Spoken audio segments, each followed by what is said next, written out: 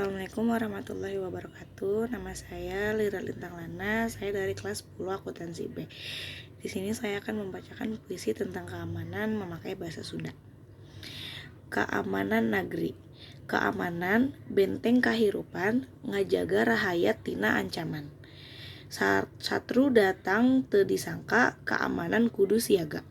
Satangtung panon nu teu sare, ngajaga lembur nagara jeung darehde. Henter ukur ku pakarang, tapi ku haet nu satia tur tenang. Keamanan lain ukur kawani, tapi kacida pentingna pikeun damai. Sagala karep bisa lumangsung, mun keamanan terus dijaga jeung diragakeun. Hayu urang jaga silih asih, taya keamanan lamun taya kahaden. Sabilulungan gotong royong, ngawangun jagat nu aman tur adil bongbolong. Wassalamualaikum warahmatullahi wabarakatuh.